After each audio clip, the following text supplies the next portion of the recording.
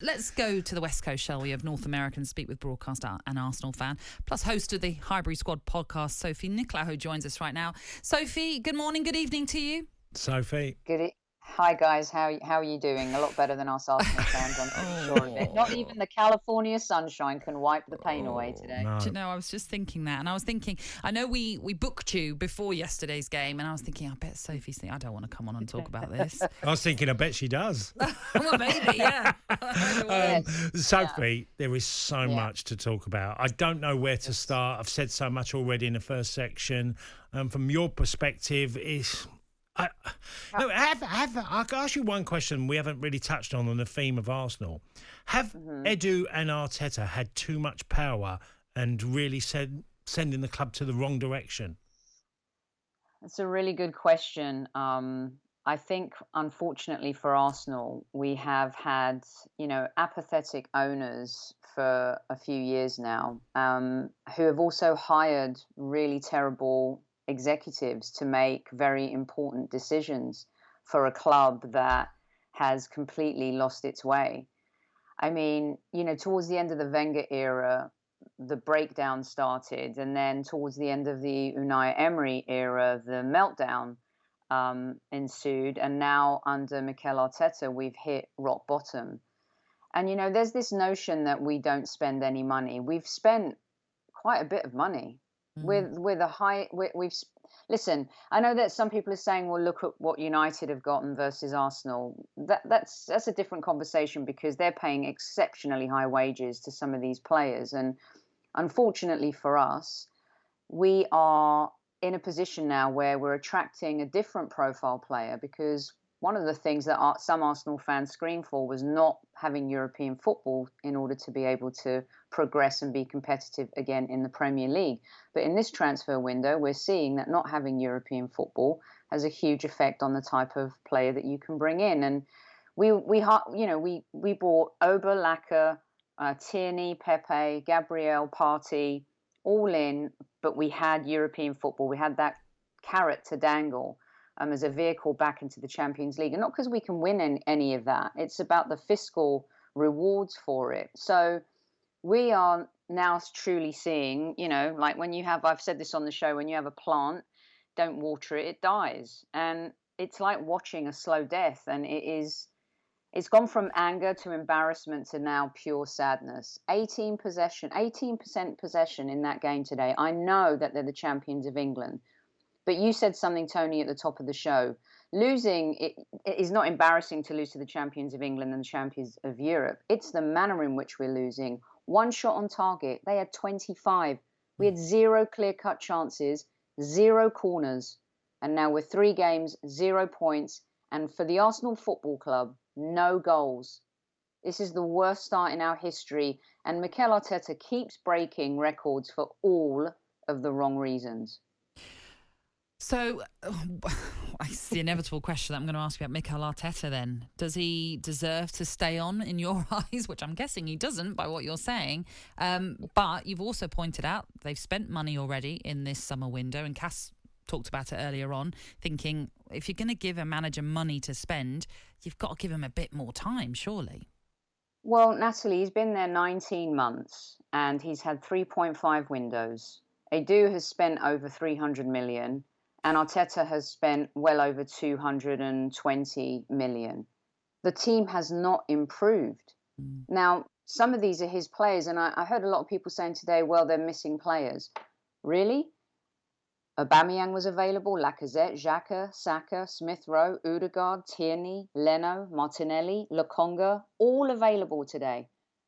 Partey, Pepe, Gabriel, we know who they are. We've seen this team with them in it too. And the result was an 8th finish last season. Ben White is the most unknown commodity of all. It's like these excuses. He has, I think it's 17 games, you guys, and you can correct me, where we are losing at half time and we've won 0 of those games. We've had 2 draws. He's lost more games in 20 months at the Emirates than Wenger did in 6 years. 10 red cards since he's joined the club. I mean, he's worse. His league record is worse than Unai Emery, who was fired for less. And for the first time in years, we do not have European football. If someone can please point me in the direction of this process and how it's improving the Arsenal Football Club, I would love to see it, because he is not. No, sorry, Sophie. I was going to say I don't disagree with anything you've said.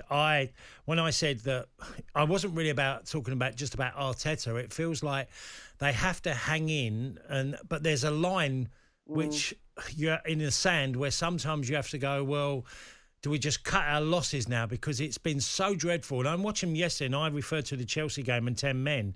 And I'm saying, watching Chelsea with 10 men and a coach clearly knowing how to stop the opposition. And yet Arteta's 10 men were complete opposite. It looked like, we could all just use the excuse of saying, well, City are a good side and we've got 10 men, so we're going to get beat 5-0. There wasn't any indication during that period that it was ever going to be 5, if not 6 or 7. It's a really fantastic point, Tony, because a lot of the times I hear, well, we played Chelsea, we played Manchester City. This isn't new. This team is weak sauce. The mentality is absolutely non-existent. We've lost our DNA and our culture completely. And you're right. It's embarrassing when your away fans, God bless them, all of them who went up there, but applauding, a City goal is what it seems like. But I'm not sure if that's the case. But if that is, applauding a fourth goal, this is the Arsenal. I mean, we're a laughing stock. Well, I mean, I was there, Sophie, and it did appear that the Arsenal fans, that was the only enjoyment they could get, just join in with the City celebrations. I mean, it's completely sad, and to see us right at the bottom of the table. Are there 3 teams worse than us in the Premier League right now? No, I made that. This is dangerous stuff. If he stays on, how can we improve? Now, you could say the Norwich game would tell us everything. I mean, if we lose that game, how can he keep his job? No top team would even allow it to go this far. But because our agenda is a little bit different, the apathy from the owners, the lack of experience in the game for them to hire the right people.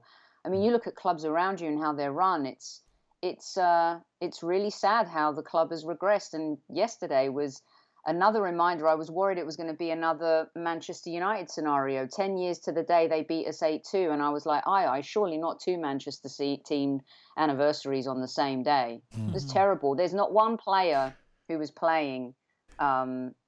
We're seeing ESR, we're seeing Smith Rowe regress a little bit. We've seen Tierney. What's happened to Tierney in the last few games? Well, on that, Sophie, I mean, I said earlier, look, you've got players who, for me, in my opinion, are clearly not good enough for Arsenal, but they will give they roll up their sleeves and try and dig in, which is a given, surely, anyway. What about Uber yesterday? Because he looked like he was totally disinterested in the game. Now, I know they went to 10 men, but he feels like he's a centre-forward who's thinking, I ain't even going to get a chance to score. All I'm going to be asked to do to defend, sit in a position and try and block the defenders from moving the ball forward. This is why getting excited about beating West Brom 6-0 in the League Cup when they had 6 debutants, that's how low we've sunk as a fan base, that we kind of took that and thought, you know what, this could be the real confidence booster to bounce back. Aubameyang gets a hat-trick. When you're playing against top teams in the Premier League, which is where we'll be judged, doesn't work that way. And there seems to be something between him and Arteta since the North London derby debacle, where he showed up late and then wouldn't do his warm down afterwards. And unfortunately for Aubameyang, he had some personal issues last year too. He had malaria. And I thought this year he would really bounce back. But to be fair to him in this game, he really didn't have any service. No. There was no creativity whatsoever. I mean, as a striker, Tony, he must be so frustrated, right? To get a sniff. Sophie, I totally agree, because it felt like he was thinking, what am I doing? Am I being employed and paid a huge salary just to defend for my team? Because one of the things that Arteta has really surprised me that he hasn't taken from Guardiola is that a style of play, because every time Arsenal don't have the ball, every man is deep, which I can't understand. we're one of the worst teams in the Premier League without the ball.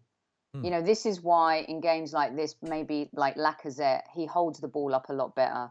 He does, you know, bring in other players, which then helps, you know, take defenders elsewhere. But we're terrible without the ball. We don't have the talent to do it. He wants to play a certain way too, and he doesn't have the caliber of player he did at Manchester City.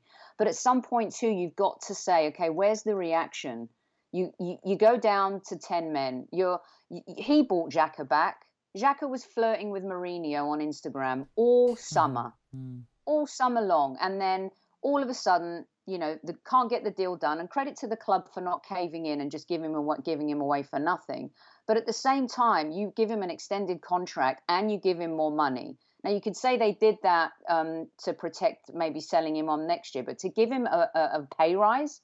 And then Arteta stands in front of the media and says, you know, I'm happy he's here. I never wanted to let him go. He's the perfect example of what an Arsenal player should be, along those lines, right? Something like that. And I'm thinking, really? Going in 2-footed, and you make him captain in a game too, instead of giving the Tierney the captaincy in the Chelsea game? He makes these decisions. The Cronkies do not pick the team. They do not pick the formation. He does. He's responsible for these losses so far this season.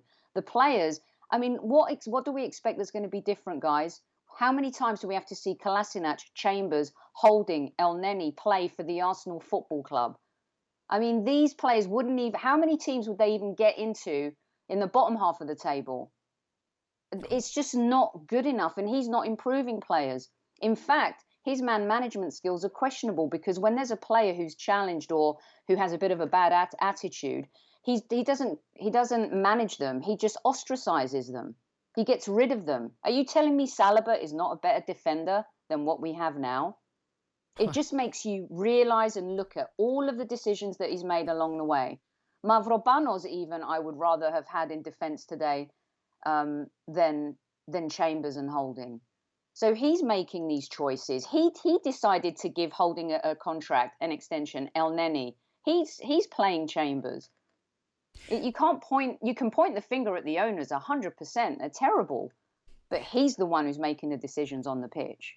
Sophie, let me just ask you finally then, because you posed the question of, are there three worse teams than Arsenal in the league? Right now, obviously not, because Arsenal are bottom, as you pointed out. Played 3, lost 3, scored none, conceded 9. Are you really concerned that if they continue with Mikel Arteta, that this will just be a relegation fight throughout this season? You've hit the nail on the head. At some point, can't a new manager come in to add a spark of some kind? Now, I'm not. People keep talking about managers like Antonio Conte. Why would he come to the Arsenal right now? You know, he might be waiting in the wings in case Ole Gunnar Solskjaer can't pull it together at Manchester United this season. I mean, we can't attract, but at the same time, we can't go on like this either. This is a very dangerous position. If we could be going into the North London derby after the third round of the EFL Cup with 2 points. If it gets to that and we have 2 points and Tottenham beat us too, I mean, he should have lost his job losing in the manner in which he did during the Europa League semi-finals against Unai Emery, the man he replaced. And we just can't make cutthroat, ruthless decisions like some other clubs. And I don't know who's looking at the table today, Natalie and Tony, and sees that he's improving and how we can get out of this, because I'm sure the players are starting to wonder now too. No, absolutely brilliant, Sophie. Thank you. Thank you for joining us and giving us your thoughts on everything at the Arsenal. Remember, they were in the relegation battle last year. Yeah. Weekend Sports Breakfast with Natalie Sawyer and Tony Cascarino. Sunday mornings from 6 on AM, on DAB, via the talkSPORT app and on your smart speaker. talkSPORT.